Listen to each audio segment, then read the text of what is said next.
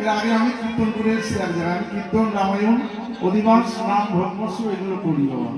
কীর্তন করে এসেছি, মনে করছিলাম পৌঁছাতে পারবো না, 1.5 ঘন্টা এক জায়গায় দাঁড়িয়ে কীর্তন ছেড়ে সেখান থেকে আসলাম।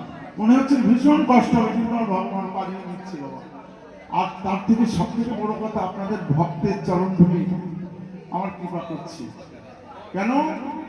ভক্তের চরণ ধুলি ছাড়া কোনো কিছু সম্ভব নয় মা। কেন? আমার ভগবান নিজেই বলেছেন, মুখং করতি বাচলাং কঙ্গুলং ভয়তে গিরি যৎ কৃপা তামাহং বন্দে প্রমানন্দ মা। আমার ভগবানের কৃপা হলে অসংখ্য সাধন হয়। ভগবানের কৃপা হলে যিনি মুখ বোবা তিনি কথা বলতে পারে, আর যিনি খঞ্জ খোড়া তিনি আমার গিরি লঙ্ঘন করতে পারে।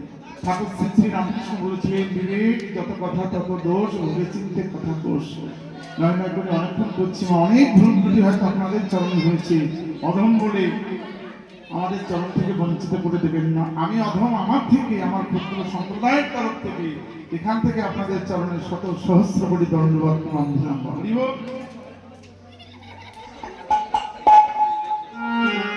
হলো করো বন্ধ চন্দনাদি দিয়া, হলো করো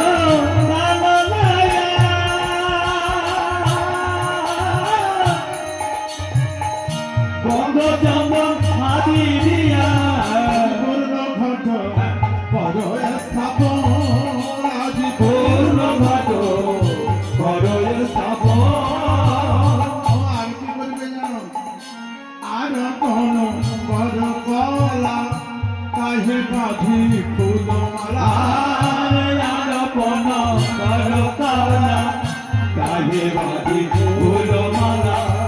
অকীর্তন মন যদি কুতুহলে, আর কীর্তন মন যদি কুতুহলে, আর মল্ল চন্দন ভীত মধুদর ভিজিরা, মল্ল চন্দন ভীত মধুদর ভিজিরা।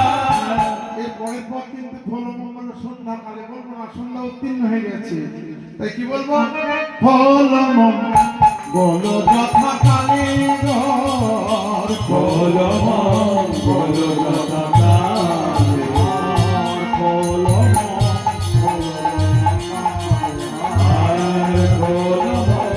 মঙ্গল যথা কালে। করিয়া তো নিবেদন এবার আনিল ভগবান, করিয়া তো নিবেদন আনিল ভগবান।